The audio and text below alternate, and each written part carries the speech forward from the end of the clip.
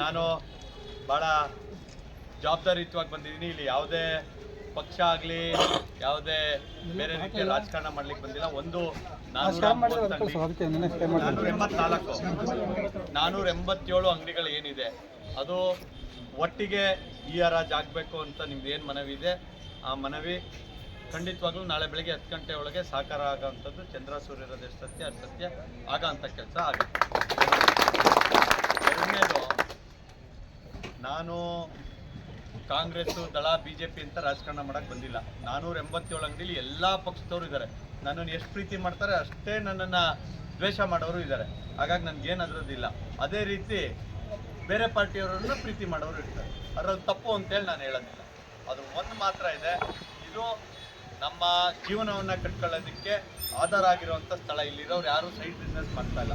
487 ಜನನು ಪ್ರತಿದಿನ ಈ ಅಂಗಡಿಗೆ ಬಂದು ವ್ಯಾಪಾರ ಮಾಡಿ ತಮ್ಮ ಜೀವನವನ್ನು ಕಟ್ಕೊಳ್ಳೋ ಅಂಥ ಕೆಲಸವನ್ನು ಮಾಡಿದ್ದೀರಿ. ನಿಮ್ಮ ಸಂಸಾರವನ್ನು ತೂಗಿಸೋದಕ್ಕೆ ಇದೊಂದೇ ನಿಮಗೆ ಆಧಾರ ಸ್ತಂಭ.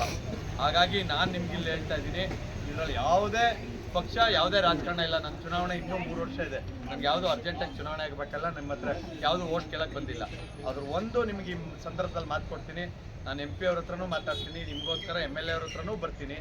ಯಾರು 487 ಅಂಗಡಿಗೆ ಇರೋ ಅಂಗಡಿಯವ್ರು ಬಿಟ್ಟು ಬೇರೆ ಯಾರಾದರೂ ಒಬ್ಬರು ಹರಾಜು ಹಾಕಕ್ಕೆ ಅದರಲ್ಲಿ ಪಾರ್ಟಿಸಿಪೇಟ್ ಮಾಡಿದ್ರೆ ಯಾವುದೇ ಕಾರಣಕ್ಕೂ ಆ ವಿಚಾರದಲ್ಲಿ ರಾಜಿ ಇಲ್ಲ. ಯಾರು ಕೂಡ ಹಾಕಬಾರ್ದು. ಅವ್ರು ಯಾರು ಹಾಕಿದ್ರು ನಿಮ್ಮ ಅಂಗಡಿ ಖಾಲಿ ಮಾಡೋಕ್ಕೆ ಯಾವುದೇ ಕಾರಣಕ್ಕೂ ಬಿಡೋದಿಲ್ಲ.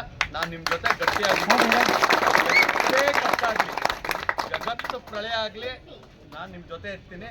ಯಾರು ಇಲ್ಲಿ ಇರೋಂಥವ್ರು ಹಾಕೋದು ಬೇಡೋ ಅಂತ ಯೋಚನೆ ಮಾಡೋರ್ಗೂ ಇದು ಎಚ್ಚರಿಕೆ ಅಂತ ಹೇಳ್ಕೊಳ್ಳಿ. ನಾನು ಯಾವುದೇ ಮುಲಾಜಿಗೊಳಗಾಗಲ್ಲ. ಪ್ರೀತಮ್ ಗೌಡ ಒಂದ್ಸಲಿ ಮಾತು ಕೊಟ್ಟರೆ ತಪ್ಪಾನ? ನಾನು ಹೇಳ್ತಿದ್ದೀನಿ, 487 ಅಂಗಡಿಲಿ ಒಬ್ಬರು ನನ್ನ ಪರಮ ಶತ್ರು ಇರಲಿ, ಅವನ ಜಾಗಕ್ಕೆ ನನ್ನ ಸ್ನೇಹಿತ ಹಾಕಿದ್ರು ಕೂಡ ಆ ಅಂಗಡಿ ಹಾಕಿರಲ್ಲ. ಯಾರು ಒರಿಜಿನಲ್ ಓನರ್ ಮುಂಚೆಯಿಂದ ಜೀವನ ಮಾಡ್ಕೊ ಬಂದಿದ್ದಾನೆ, ನಾನು ಅವನ ಪರ. ನನ್ನ ಸ್ನೇಹಿತ ಯಾರು ಹಾಕಿದ್ರು ನಾನು ಅವನ ವಿರುದ್ಧ. ಇಷ್ಟು ಕ್ಲಾರಿಟಿ ಸಿಗ್ತಾ ನಿಮಗೆ?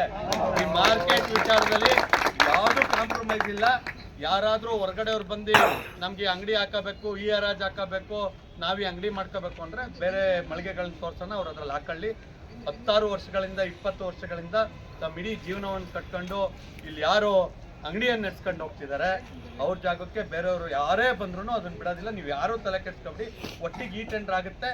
ಅದೇನು ಸರ್ಕಾರಿ ಶುಲ್ಕ ವಿಧಿಸುತ್ತಾರೆ ಆ ವಿಧಿಸೋಣ ನಾವೇನೇ ವಿಧಿಸಿದಂಥ ಹಣವನ್ನು ನಾವೇ ಕಟ್ಟಿ ಅಂಗಡಿ ಮತ್ತೆ ನಮ್ಮ ಹೆಸರಿಗೆ ಮಾಡ್ಕೊಳ್ಳೋ ಅಂಥ ಪ್ರಕ್ರಿಯೆ ಏನಿರುತ್ತೆ ಟೆಕ್ನಿಕಲಾಗಿ ಆ ಕೆಲಸ ಮಾಡೋಣ.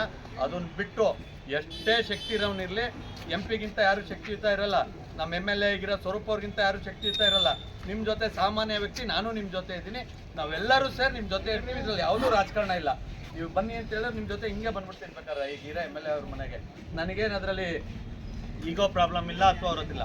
ಉದ್ದೇಶ ಒಂದೇ, ನಮ್ಮಲ್ಲಿರೋ ಮಾರ್ಕೆಟಿನ ಯಾವುದೇ ವ್ಯಕ್ತಿ ಆಗಲಿ, ಯಾವುದೇ ಧರ್ಮಕ್ಕೆ ಸೇರಿರಲಿ, ಯಾವುದೇ ಜಾತಿಗೆ ಸೇರಿರಲಿ, ಯಾವುದೇ ಪಕ್ಷಕ್ಕೆ ಸೇರಿರಲಿ, ಒಬ್ಬನೇ ಒಬ್ಬರು ಅಂಗಡಿನೂ ಕೂಡ ಆಚೆ ಈಚೆ ಕದಲಿಸಂಗಿಲ್ಲ. ಯಾರೇ ಹಾಕಿದ್ರು ಕೂಡ ನಮ್ಮ ಇಡೀ 487 ಜನ ಒಟ್ಟಾಗಿ, ಅದ್ರ ಜೊತೆ ಪ್ರೀತಮ್ ಗೌಡ 488ನವರು, 489ನವರು ಮಾನ್ಯ ಶಾಸಕರು ಸ್ವರೂಪ್ ಅವ್ರು ಬರ್ತಾರೆ, 490ನವರು ಸಂಸದರು ಬರ್ತಾರೆ, 491ನವರು ನಮ್ಮ MLC ಸೂರಜ್ ರೇವಣ್ಣ ಅವರನ್ನು ಕರ್ಕೊಂಡು ಬರೋಣ. ಯಾರೂ ಕೂಡ ಧೃತಿಗೆಡೋದು ಬೇಡ. ಈ ವಿಚಾರದಲ್ಲಿ ಯಾವುದೇ ರಾಜಕಾರಣ ಇಲ್ಲ. ನಾನಂತೂ ಮೇಯರ್ ನಮ್ಮ ಗಿರೀಶ್ ಚೆನ್ನವೀರಪ್ಪ ಅವ್ರು ವಿನೂತನವಾಗಿದ್ದಾರೆ. ಅವ್ರು 400 ಅವ್ರನ್ನೇ ಫಸ್ಟ್ ಮಾಡ್ಕೊಳ್ಳೋಣ ನನಗಿಂತ ಮುಂಚೆ.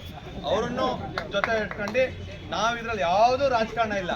ನಮಗಿರೋದು ಒಂದೇ ಅಜೆಂಡಾ, 487 ಜನಕ್ಕೂ ಅಂಗಡಿ ಒಂದೇ ಒಂದು ಡಿಸ್ಟರ್ಬ್ ಹಾಕ್ಕೊಡ್ದು. ನಿಮ್ಮೆಲ್ಲರಿಗೂ ನಾನು ಮನವಿ ಮಾಡ್ತೀನಿ, ಯಾವುದೇ ಕಾರಣಕ್ಕೂ ಬಿಡ್ಡಿಂಗ್ ಈಗ ಒಟ್ಟಿಗೆ ಆಗುತ್ತೆ. ಈಗ 180 ಕರೆದಿರೋದನ್ನ ಮನವಿ ಮಾಡಿದ್ದೀರಿ ನೀವೆಲ್ಲರೂ. ದೇವ್ರ ದಯದಿಂದ ನಾಳೆ ಬೆಳಗ್ಗೆ 10 ಗಂಟೆಗೆ ನೀವು ಹೋಗಿ ನೋಡಿದ್ರೆ ಎಲ್ಲ ಒಟ್ಟಿಗೆ ಈ ಟೆಂಡರ್ ಆಗಿರುತ್ತೆ. ಆ ಸಂದರ್ಭದಲ್ಲಿ ಒಂದು 15 ದಿನ 1 ತಿಂಗಳು ಸಮಯ ಇರುತ್ತೆ. ಅವ್ರವ್ರ ಅಂಗಡಿಗೆ ಅವ್ರವ್ರು ಹಾಕೋದು ಬಿಟ್ಟು ಬೇರೆ ಯಾರು ಒಬ್ಬರು ಹಾಕಿದ್ರು ಕೂಡ ನಾನು ಅದನ್ನು ಭಾಳ ವೈಯಕ್ತಿಕವಾಗಿ ತಳ್ತೀನಿ. ಯಾವುದೇ ಶಕ್ತಿ ಬಂದರೂ ನಿಮ್ಮನ್ನ ಅಂಗಡಿಯಿಂದ ಅಲ್ಲಾಡ್ಸೋಕ್ಕಾಗೋದಿಲ್ಲ. ಯಾರು ಯಾರು ಬಂದಿರ್ತಾರೋ ಅವ್ರನ್ನ ಕೂತು ಮಾತಾಡಬೇಕು, ಕಾಫಿ ಕುಡಿಸಿ ಮಾತಾಡಿಸ್ಬೇಕು, ಪಕ್ಕದಲ್ಲಿ ಕರ್ಕೊಂಡು ಹೋಗಿ ಮಾತಾಡ್ಬೇಕು, ಅದು ಮಾತಾಡ್ಸೋಣ. ಅದರಲ್ಲಿ ಯಾವುದು ಏನು ತಲೆ ಕೆಡಿಸ್ಕೊಬಿಡಿ. ಆದ್ರೆ ನೀವು ನಿಮ್ಮ ಅಂಗಡಿ ಎಲ್ಲ ನಂದು ಇದೇನಾಗ್ತಿದ್ಯಪ್ಪ ಅನ್ನೋ ಭಯದಿಂದ ಹೊರಗೆ ಬನ್ನಿ. ಬೇಕು ಅಂತ ಹೇಳಿದ್ರೆ ಯಾರ್ಯಾರನ್ನು ಭೇಟಿ ಆಗ್ಬೇಕು, ಎಲ್ಲರನ್ನು ಹೋಗಿ ಭೇಟಿ ಆಗೋಣ. ಆಗ್ಬೋದಾ? ಒಳ್ಳೆ ನಾನು ನಿಮ್ಮ ಜೊತೆ ಇದ್ದೀನಿ. ರಾಜಕಾರಣ ಯಾರ್ಯಾರು ಯಾವ್ಯಾವ ಪಕ್ಷದಲ್ಲಿದ್ರೆ ಆ ಪಕ್ಷದಲ್ಲೇ ರೀ. ಪ್ರೀತಮ್ ಗೌಡರು ಬಂದು ಹೇಳಿದ್ರು ನನ್ನ ಜೊತೆ ಬನ್ನಿ ಅಂತ ಹೇಳ್ತಿಲ್ಲ. ಫಸ್ಟ್ ನಿಮ್ಮ ಹೊಟ್ಟೆ, ನಿಮ್ಮ ಜೀವನ ನೋಡ್ಕೊಳ್ಳೋದಕ್ಕೆ ಏನು ಮಾಡಬೇಕು ಅದನ್ನು ಮಾಡ್ಕೊಳ್ಳಿ. ರಾಜಕಾರಣ ಆಮೇಲೆ ಮಾಡೋಣ. ಉಳಿದಿದ್ದೇನಿರುತ್ತೆ